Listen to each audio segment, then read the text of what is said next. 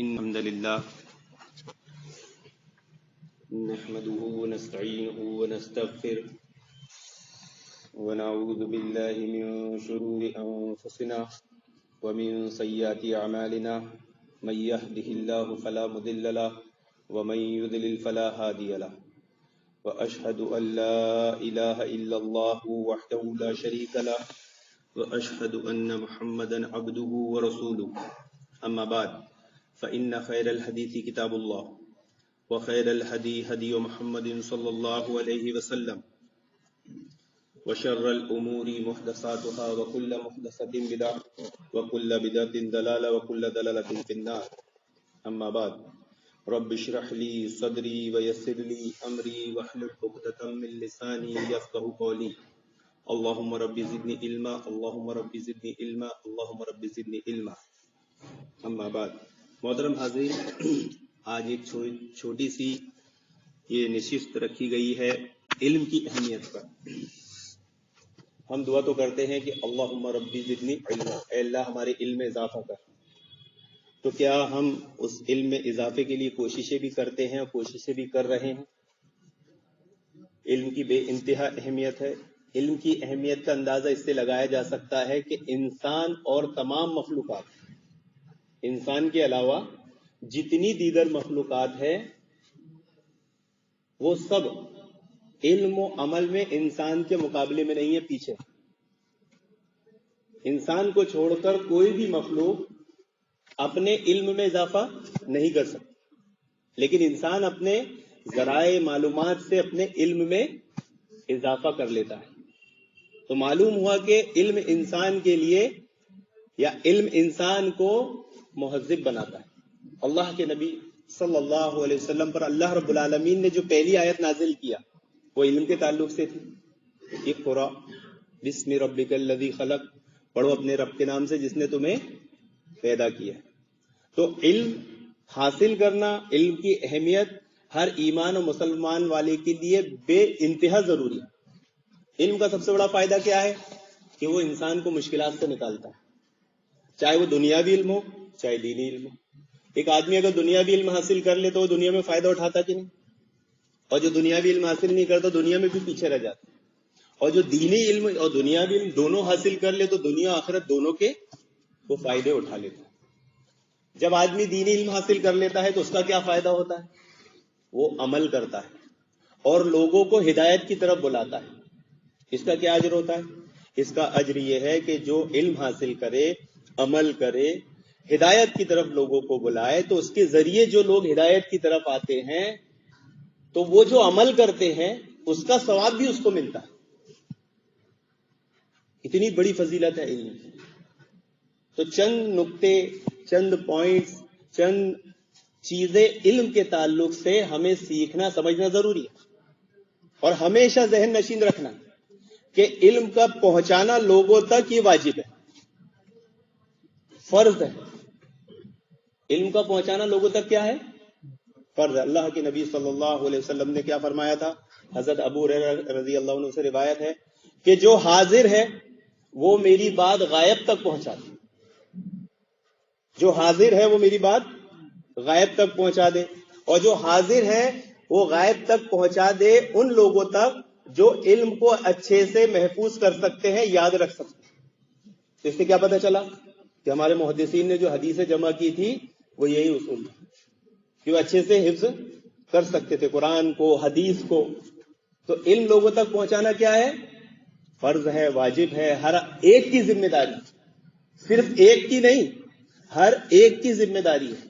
اپنی اپنی استطاعت کے مطابق، اپنی اپنی طاقت کے مطابق، اپنی اپنی صلاحیت کے مطابق علم لوگوں تک پہنچانا ضروری ہے۔ ایک سوال جنرل نالج والا کہ بھائی ہم مسلمان ہیں، ہم ایمان والے ہیں، ہمیں سب سے پہلے کون سا علم حاصل کرنا چاہیے؟ بالکل دین کا، صحیح بات ہے۔ دین میں کون سا؟ یہ بھی بات صحیح ہے۔ اس میں کون سا؟ آپ مت بولا، آپ کو معلوم۔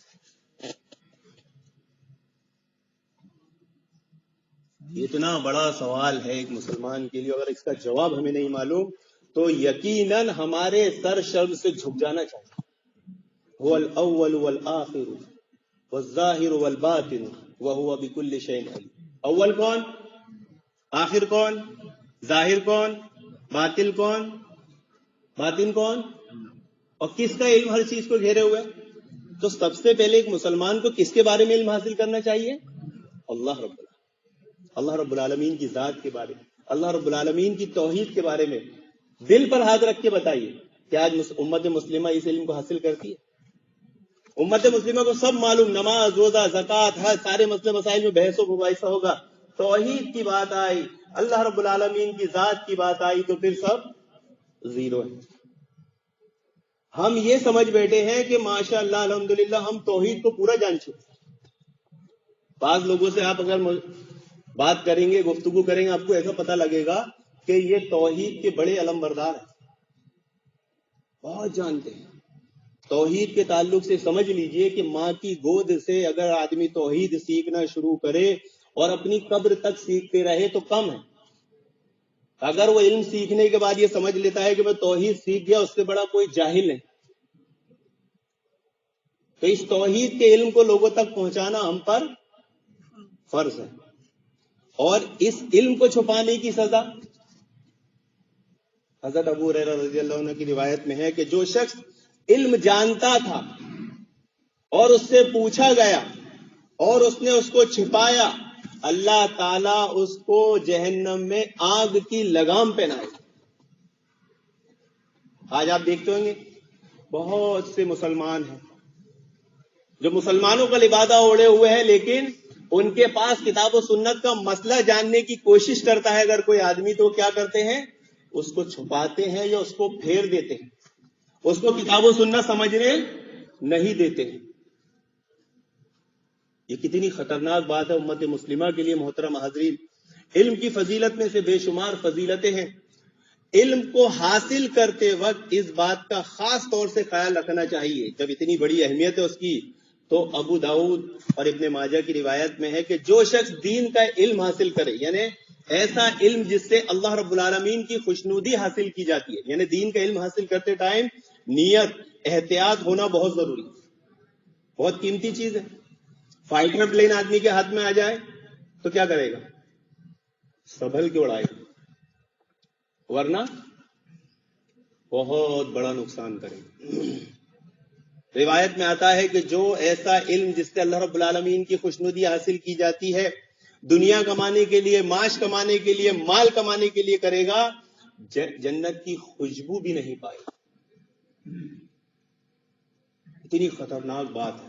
تو نیتوں کا اخلاص ہونا اس میں بہت ضروری ہے. ہم دین کا، توحید کا ان لوگوں تک پہنچانا فرض سمجھتے ہیں، تو اس کو سیکھتے وقت اس بات کا خیال رکھنا خاص ضروری ہے. اگر نیت میں گڑبڑ ہو گئی تو ہم تو ساری زندگی خوش فہمی میں رہیں گے اور مسئلہ کیا ہو جائے گا؟ ایک اور روایت میں آتا ہے کہ جو شخص علم حاصل کرے اس لیے کہ علماء سے جھگڑا کرے،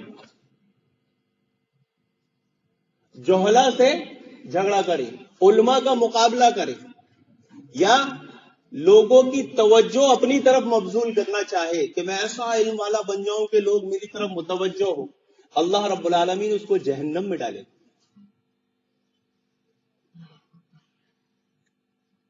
علم اتنی قیمتی چیز ہے کہ اس کو حاصل کریں گے تو اتنی فضیلت ہے، اور اگر تھوڑی سی بھی لاپرواہی کیے تو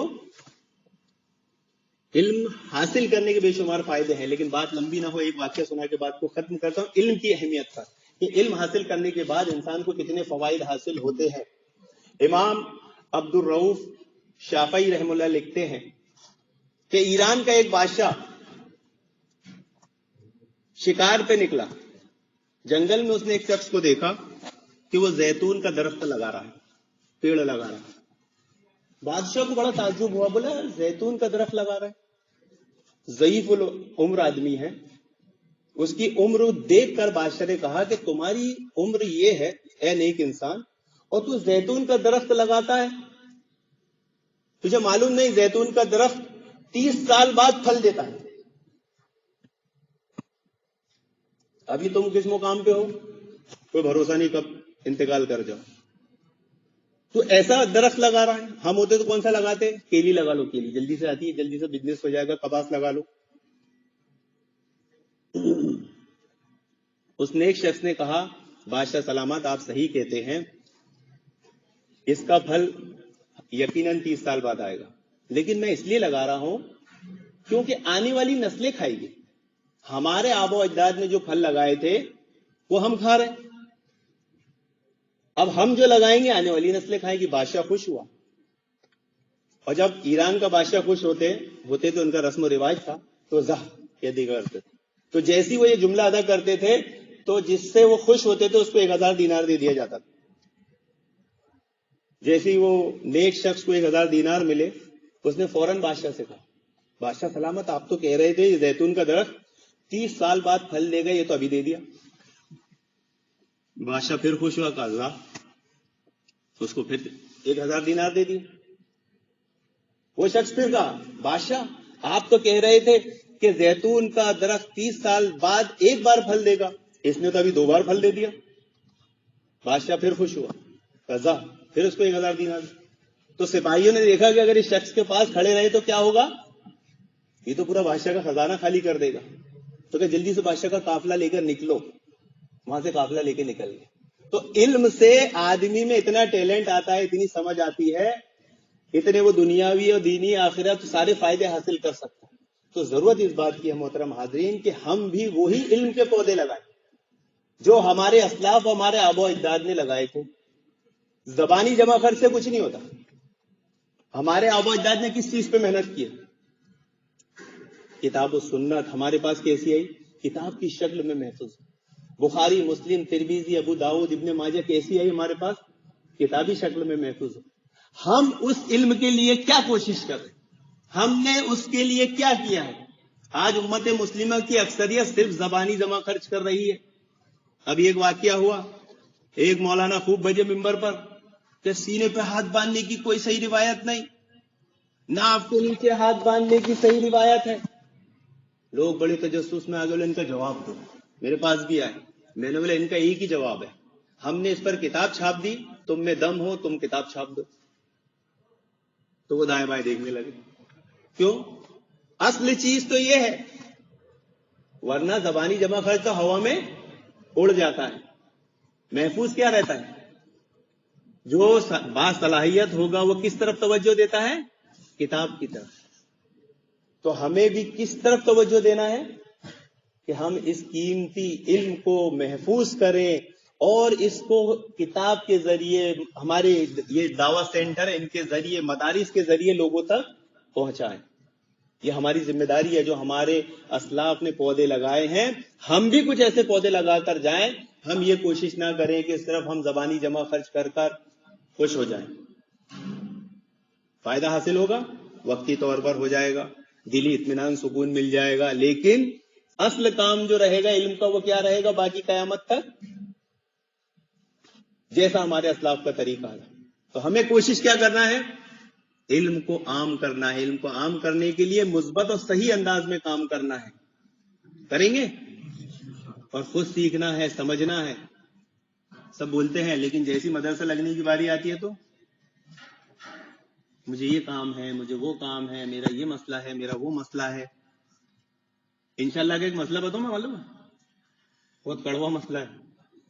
کسی بڑے عالم سے پوچھو کہ جو شخص کوئی بھی کام میں انشاءاللہ بولتا ہے اس کے تعلق سے آپ کا کیا موقف ہے، تو کہیں گے وہ جھوٹ بولتا ہے. کیونکہ انشاءاللہ اکثریت، سب نہیں، اکثریت انشاءاللہ صرف جھوٹ کے لیے استعمال کرتی، اس کے دل میں کرنے کو نہیں ہوتا، کرنے کو نہیں ہوتا. لیکن اب سامنے والے کو دے دیا ارے انشاءاللہ. ہم تو چاہتے ہی نہیں، اللہ چاہے گا تو ہوگا، ہم تھوڑی چاہتے. اکثریت کا یہ ہوتا ہے. میں سب کی بات نہیں کر رہا ہوں، لیکن کچھ سچے مخلص ہوتے ہیں جو انشاءاللہ نیت سے بولتے ہیں ہاں انشاءاللہ ضرور کریں گے. لیکن اکثریت کا کیا موقف ہوتا ہے؟ اس میں جھوٹ شامل ہوتا ہے. تو اگر ہم اپنے انشاءاللہ میں سچے ہیں تو ہم کس طرف توجہ دیں گے؟ زبانی جمع خرچ نہیں، بلکہ علم سے خود مزین ہوں گے اور لوگوں کو مزین کرنے کی کوشش کریں گے، اور اس علم کو محفوظ کرنے کے وہ سارے ذرائع اسباب استعمال کریں گے جو آج ہو سکتے ہیں. اللہ رب العالمین سے دعا ہے کہ اللہ رب العالمین ہم تمام لوگوں کو علم کی اہمیت سمجھانے اور اس پر عمل کرنے کی نیک توفیق عطا فرمائے اور ہمارے ذریعے لوگوں کو ہدایت کا ذریعہ پیدا کرنے کی نیک توفیق عطا فرمائے, ہمیں ہدایت کا ذریعہ بنائے اور ہمارے علم پر ہمیں بھی کبھی فخر تکبر کرنے سے بچائے, ریاکاری سے بچائے, کیونکہ علم کی ہلاکتیں بہت ہیں. اللہ رب العالمین سے دعا کہ اللہ رب العالمین ہماری مدد فرمائے, ہمیں ہدایت دے. آمین یا رب العالمین. وآخر دعوانا الحمدللہ رب العالمین.